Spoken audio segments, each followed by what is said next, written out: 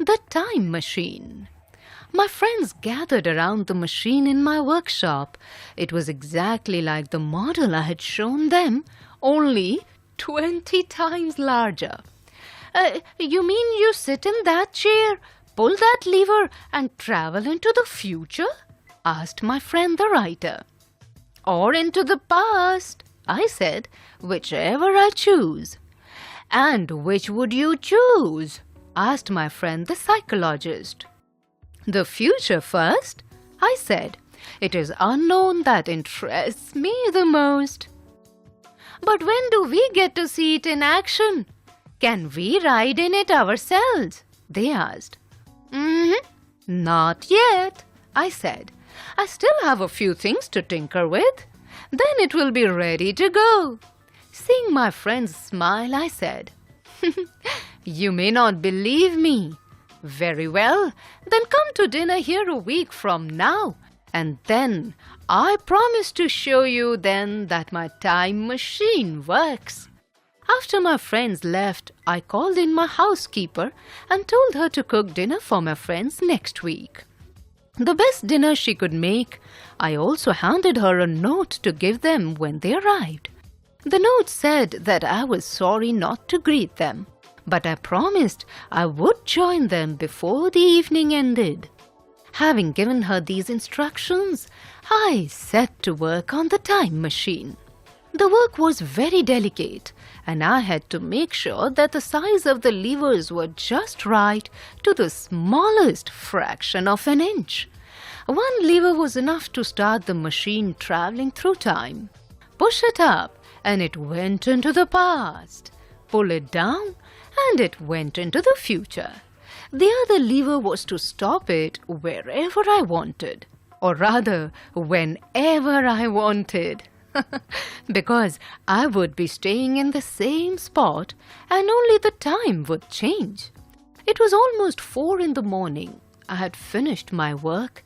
Now only one thing was left to do, to give the time machine its first test. I sat down in the seat of the time machine. I looked at my pocket watch. 19 minutes past 4. I held my breath as I gripped the lever. I pulled it down a tiny bit. It felt as if I was falling through endless space, my stomach trying to squeeze into my throat. My mouth was open.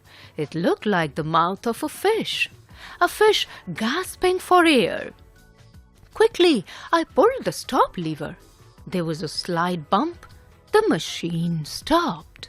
I looked around me and my heart sank.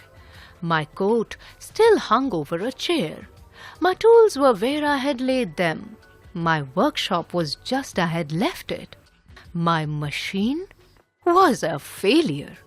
Then I saw daylight coming through the windows, and my heart started beating faster. The clock on the wall said 9:30. My pocket watch read 21 minutes after 4. I had traveled more than 5 hours in just 2 minutes. The time machine worked. I suppose I should have stopped then and planned my next move, but I could not wait any longer to journey through time. I pulled the lever down again.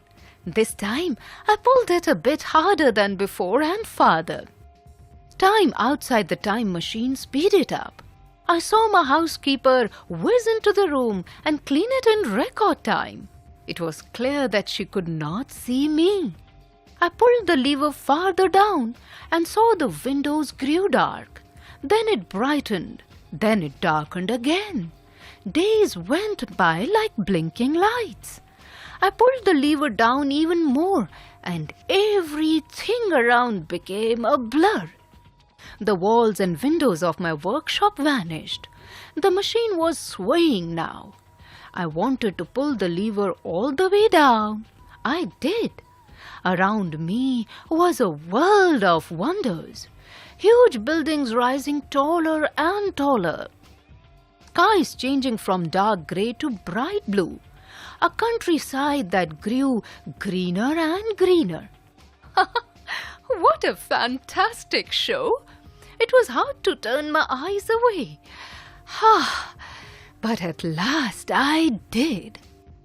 I looked at the dials of the time machine, which told me how fast and far I was traveling. I was shocked. I had gone much faster and farther than I thought. I was in the year 802-701 AD. Those huge numbers made me lose my head and panic. I pulled hard on the stop lever and paid the price for it.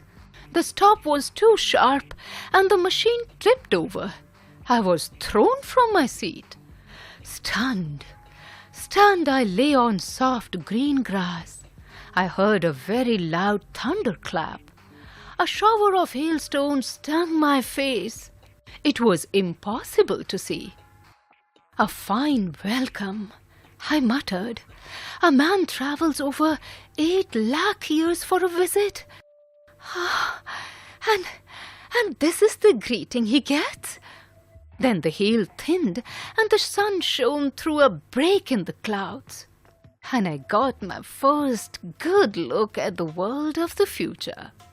An extract from The Time Machine by H.G. Wells.